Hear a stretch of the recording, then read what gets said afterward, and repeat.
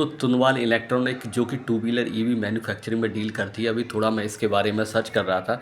तो बेसिकली क्या है, इस कंपनी के बारे में कोई अभी एनुअल रिपोर्ट इसकी अवेलेबल नहीं है, कोई क्वार्टरली या कॉन इसके बारे में अवेलेबल नहीं है। तो इसका जो मैनेजमेंट का जो इसके प्रमोटर हैं, उनकी जो वीडियो इस पे यूट्यूब पे अवेलेबल है, उसके बेसिस पे मैंने इसका डेटा इकट्ठा किया है और उसी की बेसिस पे मैं यहाँ वीडियो बना रहा हूँ। तो अभी आप देखेंगे तो कंपनी का जो मार्केट कैप है बहुत ही छोटा है। 159 करोड़ का इसका टोटल मार्केट कैप है और इसका जो प्राइस टू अर्निंग है वो 13 का है। कंपनी रीजनेबल सस्ती है, अगर कंपेयर करें आजकल जितनी भी बाकी के टू व्हीलर अवेलेबल है उसके कंपैरिजन में काफ़ी सस्ती है। और इसका जो रिटर्न ऑन इक्विटी और आरओसी है वो काफ़ी अच्छे हैं। तो अभी क्योंकि उसका डेटा का ऑथेंसिटी मेरे पास है नहीं है, तो मैं उस बारे में बात नहीं करूँगा। 20 करोड़ का इसके पास डेट है, तो डेट भी रीजनेबल है, कुछ खास ऐसा ज़्यादा है नहीं है। तो कंपनी का जो प्रमोटर है, तो वो एक चैनल पे अपना पूरा इंटरव्यू दे रही थी। जब इसका 8 महीने पहले आईपीओ आया था, उस टाइम का जो इंटरव्यू है उसी की बेसिस पे मैंने इसका जो डेटा कलेक्ट किया और एक वीडियो बनाया है। तो बेसिकली जो तुनवाल इलेक्ट्रिक है, ये टू व्हीलर स्कूटी जो होती है उनको, ईवी वाली स्कूटी होती है, उनको बनाती है। बनाने के लिए बेसिकली ये क्या करते हैं, इनका जयपुर के पास एक प्लांट है जिसकी एज पर promoter 200 scooty per day manufacturing करने की कैपेसिटी है। उसका कितना कैपेसिटी यूटिलाइजेशन हो रहा है ये प्रमोटर ने नहीं बताया था। ये सवाल उससे पूछा था पर पता नहीं प्रमोटर ने थोड़ा स्किप कर दिया, ये याद नहीं रहा होगा जो भी है। और जो क्वेश्चन पूछ रहा था उस बंदे ने दोबारा उसे रिमाइंड भी नहीं कराया। तो उसके अनुसार 200 जो जो स्कूटी हैं पर डे वहाँ पे मैन्युफैक्चर की जाती हैं।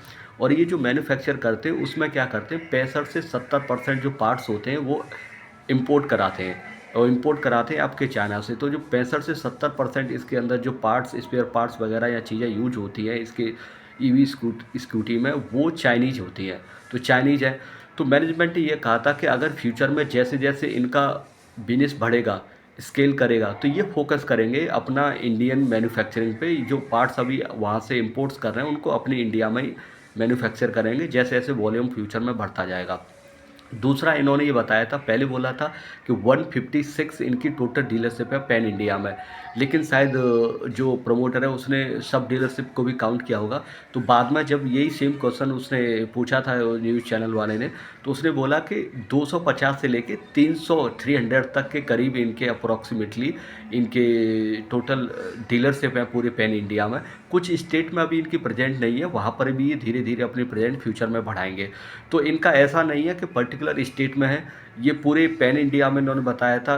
कुछ कुछ जगह पे इनकी डीलरशिप है और इनका प्लान यही है कि फ्यूचर में ये एक्सपेंड करेंगे, उसके लिए एम्प्लॉय और डीलरशिप ये बढ़ाएंगे। दूसरी चीज़ इसके अंदर है, ये दो टाइप की स्कूटी मैन्युफैक्चर करती है। पहला एक लो स्पीड वाली और एक मीडियम रेंज वाली। तो शायद लो स्पीड वाली जो स्कूटी है उसमें शायद रजिस्ट्रेशन वगैरह की ज़रूरत नहीं पड़ती है, जहाँ तक मुझे उसकी बात से समझ में आया।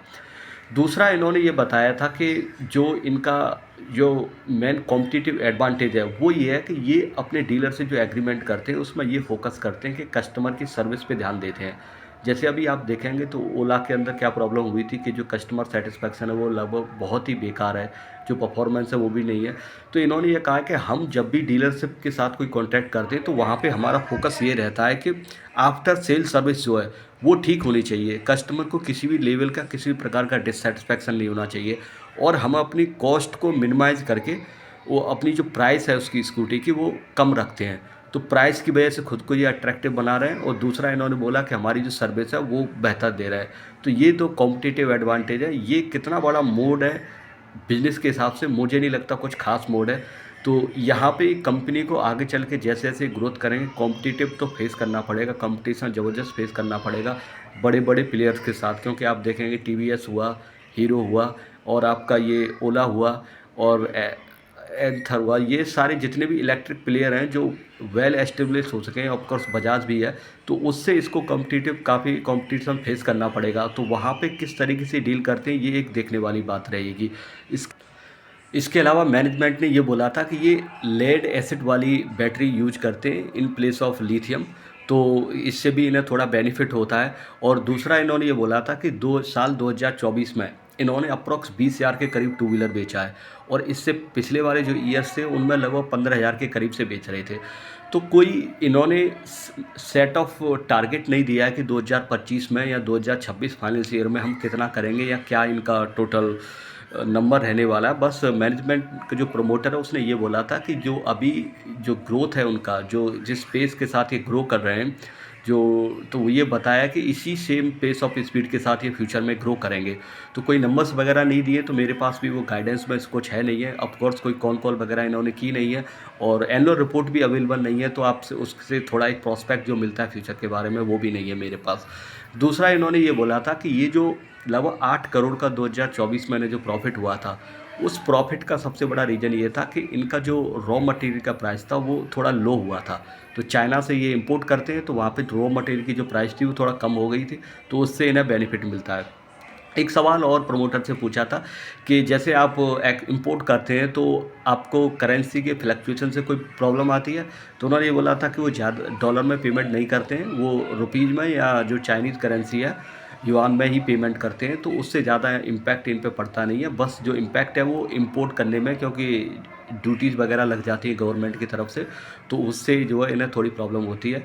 और इन्होंने बोला कि जैसे जीएसटी लो है ईवी के अंदर, तो उसका बेनिफिट उठाएंगे, फ्यूचर में ग्रोथ करेंगे।